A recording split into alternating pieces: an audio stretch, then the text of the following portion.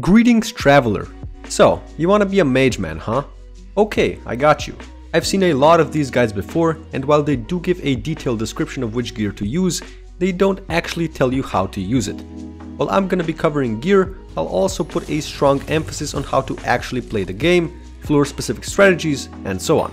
In this part, I'll go over floors 1 through 5, and in part 2, I'll go over floors 6, 7, and master mode. So, there's two main mage playstyles, right-click mage or RCM for short, which is basically just ability spamming as much as possible, and left-click mage or LCM for short, which focuses on very high single target DPS. But let me tell you a little secret. Come closer, I don't want anyone else to hear it. Okay. LCM is complete garbage outside of master mode. This is also why I won't even give point P gear like the Yeti sword I mentioned. With that out of the way, if you've just started playing the game and want to play mage, you should turn around and leave. Get as many fairy souls as you can and enough money to buy yourself dungeonized wise dragon armor and a Dreadlord Sword. The more stars you can get on these items, the better.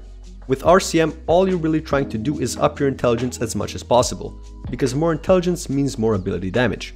So, the best reforges for wise dragon armor are necrotic, or if you can't find a necrotic piece, just put wise on it. Go with this on everything except for the chestplate, which you should put loving on. For the Dreadlord Sword, use heroic. Now the thing about the Dreadlord Sword is that it has a catacombs requirement to use. Because, I don't know man. So buy one from the auction house with a decent bit of intelligence and a catacombs 1 requirement.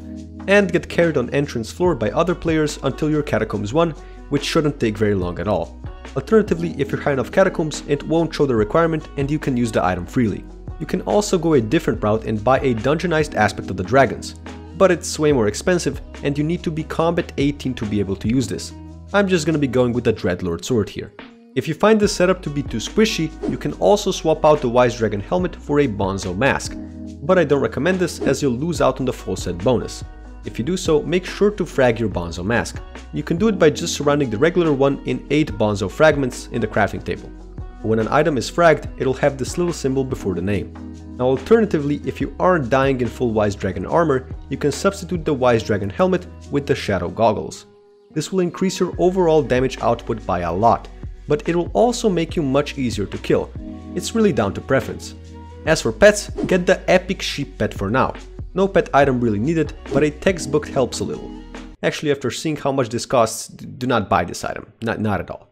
If you want more speed, the Spooky Cupcake is also a great cheap pet item. But if you don't have enough coins for either, the subscribe button is a pretty solid one.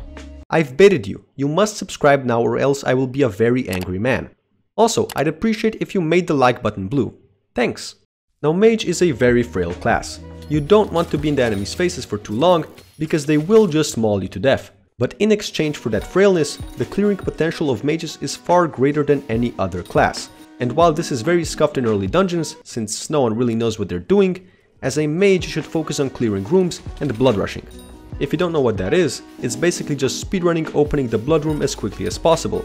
And even though it's not very impactful on the early floors, because the average player is so bad, it is important to learn eventually.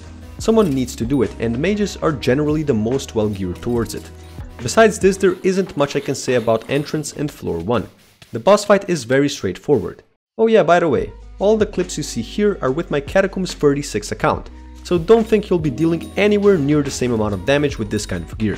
Anyways, once you beat floor 1, you can say goodbye to your Dreadlord Sword and get yourself a Bonzo staff. Now while this thing does knock you all over the place, it also just does way more damage than the Dreadlord Sword and even has a bit of an AoE. If you really hate the knockback, you can also buy a Frozen Scythe instead, but it's much more expensive. With this, you should be able to run floors 2 and 3. Now's probably a good time to mention this. Your Catacombs level is crazy important.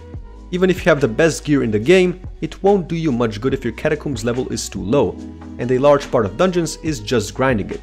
If you aren't able to beat a specific floor consistently, just do the one before it. Just like with the floor 1 boss fight, there isn't much interesting to say about Scarf or the Professor. As mage, your job is to do damage, so shoot them or something, I don't know. It is worth mentioning that you should always focus down the priest on floor 2 first, because he can revive his allies. Anyways, there isn't much new gear here. Sure, there's adaptive armor, but that's worse than dungeonized Wise Dragon. So yeah, not very good. A great utility item is the Ornate Zombie Sword, just a nice source of healing when you're in a pinch. You can also get this earlier. I'm honestly not sure why I didn't mention it yet. Speaking of stuff I should have mentioned earlier, the Aspect of the End is probably the best utility item in the entire game. So yeah, get that as well. Once you start doing floor 4 and 5, you'll need to upgrade your weapon yet again. The Bonzo Staff and Frozen Scythe just aren't poggers enough anymore. You need the Spirit Scepter. This thing is expensive, but it's also just way better in every single way. Also, I highly recommend at least ultimate wise free on it, but preferably 4 or 5. Because speed is very important in dungeons, it's also recommended to swap out your Wise Dragon boots for Spirit boots. They also let you cheese the free secret trap, which is very useful. Here's a quick tutorial on how to do it. Blow up this script here and flick the lever. Then, get out of the trap room, initiate your flight ability and fly up here, flick this lever and then do some simple parkour to get this chest. Then, get the last 2 secrets normally.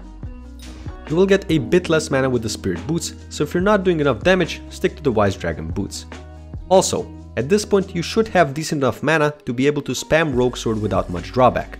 This thing is great for clearing, just spam it before the dungeon starts and you'll be really fast for a while.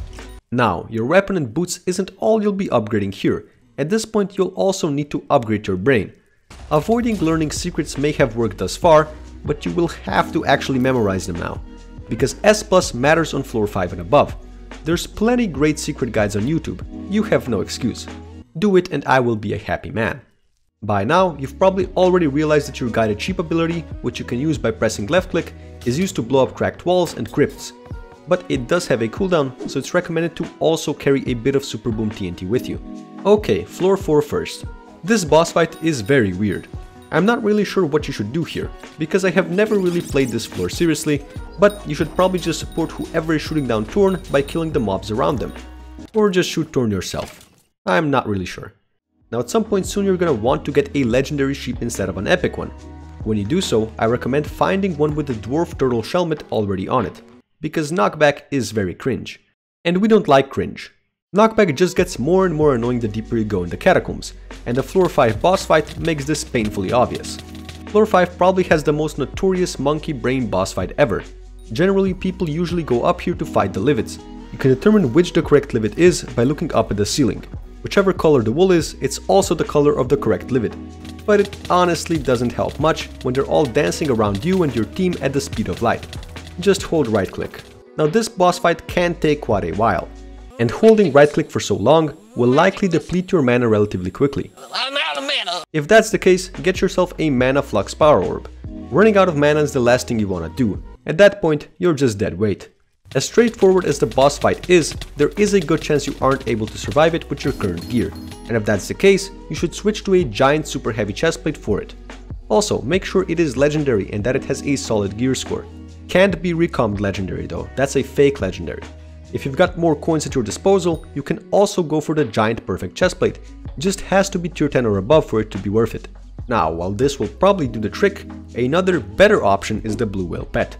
Losing the sheep pet's perks hurts, but your EHP will nearly double with the Blue Whale.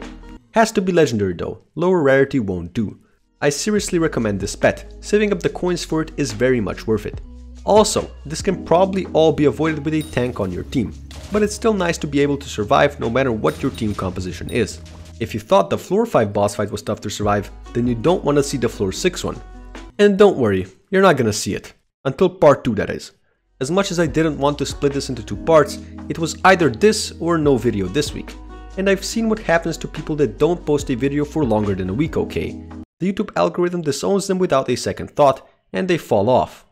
Plus L, plus don't care, plus you're white. Okay, thank you for watching. Part 2 coming soon. Goodbye.